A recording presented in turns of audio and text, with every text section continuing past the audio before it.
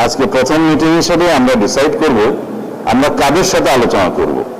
আমরা জুলাই জাতীয় সনদ পূর্ণাঙ্গভাবে বাস্তবায়ন করতে চাই এবং জুলাই জাতীয় সনদের বাইরেও যে সমস্ত মতামত আসবে সমাজের বিভিন্ন সেকশন থেকে, আইনজীবী, সংবিধান বিশেষজ্ঞ, শিক্ষক সমাজ এবং সাংবাদিক বন্ধুগণ এবং সমাজের আরও অন্যান্য ক্লাস যারা জুলাই গণ অভ্যুত্থানে অংশগ্রহণ করেছেন, সেই সমস্ত ছাত্র নেতৃবৃন্দ, বৈষম্য বিরোধী ছাত্র নেতৃবৃন্দ, সকলের সাথে আমরা আলোচনা করব।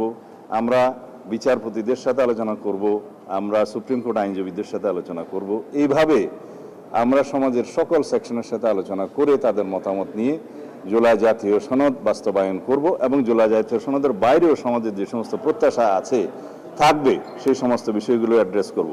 এইভাবে আমরা সংবিধানের প্রস্তাবনা থেকে শুরু করে তফসিল পর্যন্ত সর্বত্র যা যা সংশোধনের প্রয়োজন সেই সমস্ত সংশোধনীগুলো আমরা ধারণ করে সেভাবে আমরা রিপোর্ট প্রণয়ন করব। তারপরে বিল যখন আসবে, সংবিধান সংশোধনী বিল, পার্লামেন্টে আলোচনা করে আমরা সমঝোতার ভিত্তিতে সেই সংশোধনীটা গ্রহণ করতে চাই। যে সংশোধনী জনপ্রত্যাশা পূরণ করবে, বাংলাদেশের এই নবযাত্রা এবং রাষ্ট্র কাঠামোর যে আমরা বিবর্তনমূলক কার্যে যাচ্ছি এবং রাষ্ট্র কাঠামোর যে গণতান্ত্রিক সংস্কার আমরা করতে চাই, সেগুলো সবগুলো আমরা এখানে অ্যাড্রেস করব, ধারণ করব, যেটা আমাদের প্রতিশ্রুতি ছিল, আছে। এই পর্যায়ে আমরা বলেছি কাদের সাথে আমরা আলোচনা করব এবং দিন তারিখগুলো এবং তাদের তালিকা নির্ধারণ করে আমরা আলোচনা করব।